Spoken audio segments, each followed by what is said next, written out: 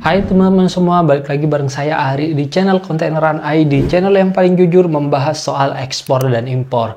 Oke, di video kali ini kita mau ngebahas soal isu yang sangat hot oleh Presiden Donald Trump, yaitu reciprocal tarif ya. Mungkin kita sudah bikin konten kira-kira 3 video mengenai reciprocal tarif tersebut. Cuma di sini, di video-video sebelumnya saya kurang menjelaskan secara detail ya alasan Amerika mengapa mereka keberatan dengan kebijakan luar negeri utamanya perdagangan oleh pemerintah Indonesia. Jadi di sini saya akan menjelaskan secara detail mengapa Amerika prihatin dan keberatan terhadap kebijakan tersebut. Dan ini tertuang secara resmi di sini ya.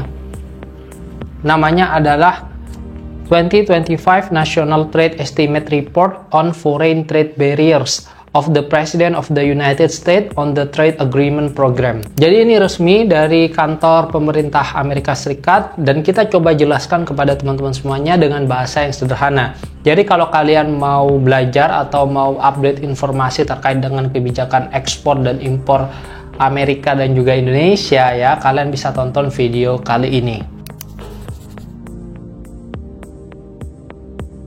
Oke, tapi sebelumnya di sini saya ingin mengklarifikasi ya terkait dengan banyak kabar burung di luar sana bahwa reciprocal tarif ini terdiri dari base tarif ya atau tarif dasar, kemudian ada reciprocal tarif dan ada sektoral tarif. Jadi kalau base tarif di sini adalah 10% ya, Amerika menerapkan rata-rata untuk importasi produk-produk dari Indonesia itu kira-kira 10%. Dan kemudian reciprocal tarifnya itu kira-kira 32% atau bahkan lebih ya kalau untuk produk garment itu 37%. Sehingga kalau produk Indonesia atau produk garment Indonesia diekspor ke Amerika Serikat atau Amerika Serikat impor produk garment dari Indonesia, itu tarifnya kira-kira 37% ditambah 10%, jadi 47%. Jadi berita-berita yang mengkritik ya di luar sana bahwa reciprocal tarif 32%, tapi kenapa Menko Airlangga Hartarto setelah pulang dari Indonesia kenapa tarifnya jadi 47%? Nah, itu karena dua hal tersebut ya, ada base tarif ditambah dengan reciprocal tarif tergantung dari produk yang diimpor oleh Amerika Serikat. Kira-kira begitu supaya teman-teman di sini nggak salah paham ya. Ketika kalian berdiskusi atau berargumentasi dengan orang luar itu argumentasinya bagus dan punya dasar gitu. Oke, kita balik ke sini ya. Jadi di dokumen resmi pemerintah Amerika Serikat di sini kira-kira ada 22 halaman dan ini berisi tentang keberatan atau keprihatinan pemerintah Amerika Serikat terhadap kebijakan luar negeri utamanya perdagangan yang diciptakan oleh pemerintah Indonesia. Dan ini lengkap semuanya ya, mengenai tarif, kemudian mengenai pajak, tax, kemudian agriculture product, kemudian state trading, dan lain sebagainya. Jadi kita mulai dari awal terlebih dahulu. Oke, untuk yang pertama kita mulai dari sisi tarif ya. Pada tahun 2023, tarif rata-rata Most Favored Nation atau MFN Indonesia adalah sebesar 8%. Produk pertanian dikenai tarif rata-rata 8,6% dan produk non-pertanian sebesar 7,9%. Indonesia telah mengikat atau bound 96,3% pos tarifnya di WTO, World Trade Organization, dengan tarif bound rata-rata 37,1%. Namun, dalam praktiknya, Indonesia menaikkan tarif terhadap berbagai produk seperti elektronik, mesin kosmetik, bahan kimia, minuman keras, kawat besi, hingga produk pertanian. Sektor-sektor seperti otomotif, baja, dan produk kimia tertentu masih dikenakan tarif di atas 35,5%. Bahkan beberapa belum di-bound di WTO. Hal ini menimbulkan keprihatinan terhadap prediktabilitas kebijakan tarif Indonesia. Produk teknologi informasi seperti perangkat switching dan routing yang berada di bawah HS Code 8517 meskipun memiliki tarif bound 0%, dilaporkan dikenakan tarif sebesar 10% di Indonesia yang melanggar ketentuan bound rate di WTO. Namun, persoalan tarif hanyalah permukaan aja. Keprihatinan lain muncul di sistem perpajakan dan bea cukai yang dirasa tidak transparan dan memberatkan. Pelaku usaha Amerika Serikat menyampaikan keprihatinan atas proses audit yang dilakukan oleh Direktorat Jenderal Pajak Kementerian Keuangan. Proses tersebut dinilai rumit, tidak transparan, dan kerap menghasilkan penalti yang tinggi atas kesalahan administratif. Mereka juga menyoroti tidak adanya preseden hukum yang jelas di pengadilan pajak, serta lamanya proses restitusi pajak. PMK nomor 110 tahun 2018 dan PMK nomor 41 tahun 2022 memperluas kewajiban pemotongan pajak penghasilan pasal 22 untuk ribuan produk impor. Sebanyak 716 HS Code dikenakan tarif PPh 22 sebesar 10%. 1.188 HS Code sebesar 7,5% dan 7 HS Code lainnya sebesar 0,5%. Selain itu juga, sistem cukai di Indonesia mengenakan tarif lebih tinggi untuk minuman beralkohol impor dibandingkan produk lokal. Untuk kadar alkohol 5-20%, tarif cukai impor 24% lebih tinggi. Untuk kadar 20-55%, tarifnya 52% lebih tinggi. Amerika Serikat menilai kebijakan ini sangat diskriminatif. Pelaku usaha juga mengeluhkan bahwa proses penilaian bea masuk masih menggunakan daftar harga referensi, bukan nilai transaksi aktual sebagaimana diwajibkan oleh WTO Custom Valuation Agreement. Disparitas nilai barang ini di berbagai wilayah Indonesia juga menjadi sorotan. Selain itu, peraturan mengenai barang digital seperti Peraturan Menteri Keuangan Nomor 190/PMK.04 tahun 2022 yang mengatur kepabeanan atas transmisi elektronik dan perangkat lunak digital turut dikritik karena meningkatkan beban administratif dan berpotensi melanggar moratorium tarif atas transmisi elektronik di WTO. Kekhawatiran fiskal tersebut bertambah berat dengan sistem perizinan impor dan kebijakan keseimbangan komoditas yang rumit dan sering berubah-ubah. Indonesia mewajibkan importir memiliki nomor induk berusaha atau NIB melalui sistem OSS. Namun, sistem ini dianggap belum terintegrasi dengan baik, menyebabkan keterlambatan dan kebingungan prosedural. Peraturan Presiden Nomor 61 Tahun 2024 memperluas kebijakan keseimbangan komoditas ke lebih banyak produk termasuk hortikultura dan buah impor. Permendak Nomor 36 Tahun 2023 mensyaratkan persetujuan impor untuk lebih dari 4.000 HS Code.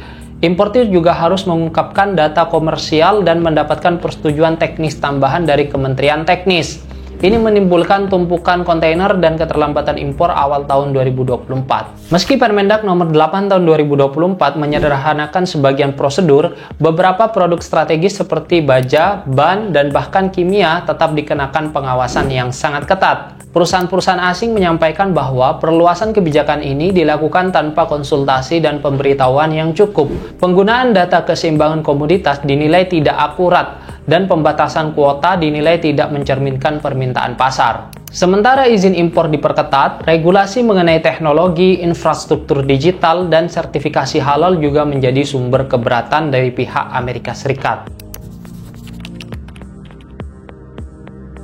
Amerika Serikat di sini juga menyoroti Peraturan Menteri Kesehatan Nomor 1010/2008 dan Perpres Nomor 10 Tahun 2021 yang mewajibkan perusahaan farmasi asing untuk memproduksi secara lokal. Ditambah lagi, Keputusan Presiden Nomor 6 Tahun 2023 mewajibkan semua obat dan alat kesehatan bersertifikasi halal, termasuk alat kesehatan kelas D, paling lambat Oktober 2039. Kritik juga ditujukan pada lambatnya proses akreditasi lembaga sertifikasi halal asing oleh BPJPH, serta ketentuan rasio auditor dan proses dokumen yang dianggap berlebihan. Produk-produk asing untuk sektor kesehatan publik juga menghadapi hambatan dalam masuk e-katalog pemerintah, yang menjadi saluran pengadaan utama rumah sakit publik. Peraturan Presiden Nomor 54 Tahun 2010 dan Nomor 38 Tahun 2015 mewajibkan preferensi terhadap barang produksi lokal. Pada tahun 2021, 79 jenis alat kesehatan asing dikeluarkan dari e-katalog tanpa konsultasi sebelumnya. Regulasi yang bertujuan memperkuat industri lokal juga terlihat di sektor digital dan teknologi informasi yang memicu reaksi dari perusahaan teknologi asing. Indonesia memberlakukan kandungan lokal minimal 35% untuk perangkat 4G LTE dan 50% untuk peralatan nirkabel. QRIS atau QRIS menjadi standar nasional dan transaksi domestik wajib diproses oleh switching dalam negeri. Bank Indonesia membatasi kepemilikan asing pada perusahaan switching hanya 20%. Hal ini mempersulit perusahaan asing untuk masuk ke dalam sistem pembayaran domestik. Peraturan BI atau Bank Indonesia nomor 22/23/PBI/2020 juga menetapkan batas kepemilikan asing sebesar 85% untuk operator layanan pembayaran front end, tetapi hanya 49% hak suara. Untuk operator infrastruktur sistem pembayaran back end, batasnya hanya 20%. Perusahaan asing juga diwajibkan bermitra dengan entitas lokal untuk dapat mengakses sistem nasional pembayaran. Persetujuan atas kemitraan tersebut bersifat diskresioner oleh BI dan dinilai tidak transparan. Namun, di sektor pertambangan dan sumber daya alam, Indonesia justru menegaskan kendali nasional yang lebih kuat, memicu sengketa dagang formal di WTO. Sebagai bagian dari implementasi Undang-Undang Minerba, Indonesia melarang ekspor biji nikel, bauksit, dan tembaga. Dalam sengketa DS592, panel WTO menyatakan bahwa larangan ekspor nikel Indonesia tidak sesuai dengan komitmen WTO. Indonesia mengajukan banding pada Desember 2022.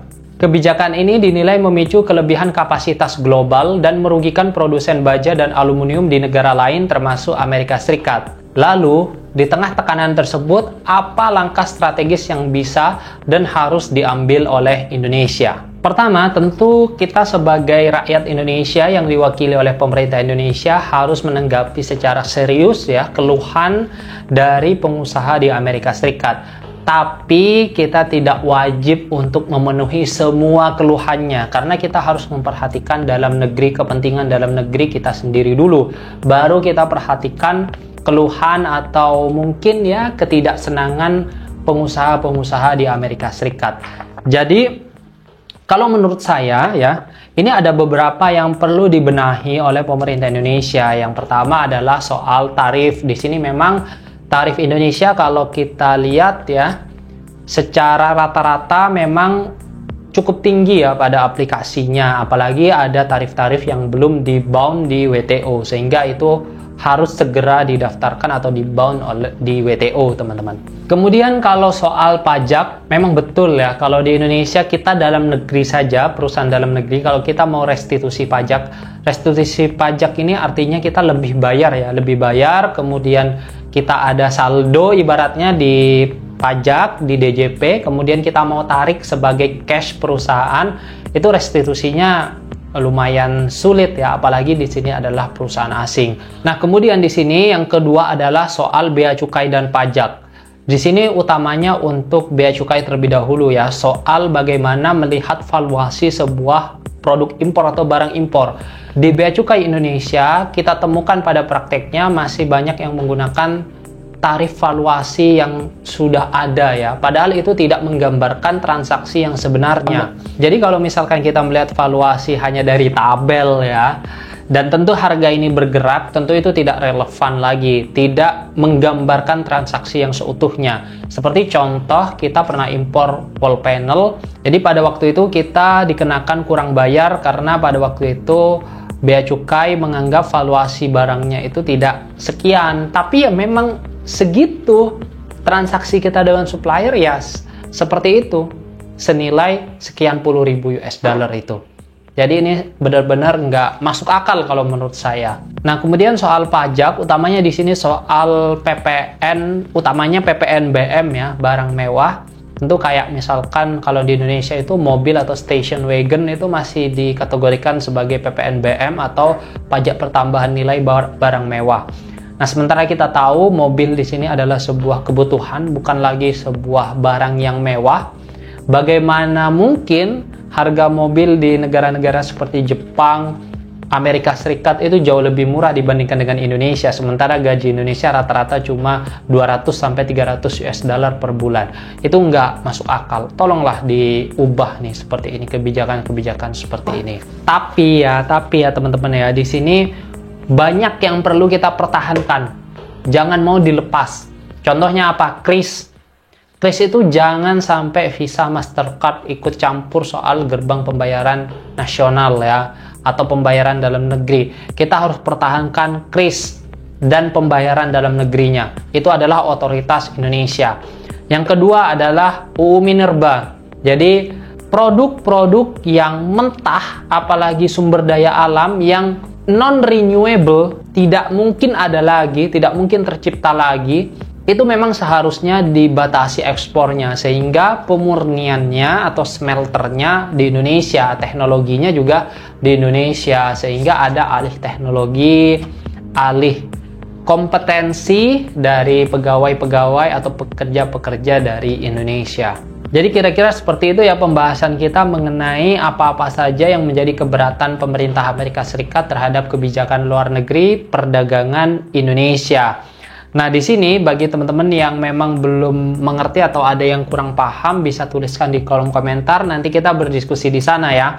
Bagi yang mau filenya ya, yang mau filenya di sini 2025 National Trade Estimate Report on Foreign Trade Barriers of the President of the United States on the Trade Agreement Program. Nah, nanti kalian mungkin bisa download di website terbaru kita mengenai edukasi ekspor di eksporkampus.id.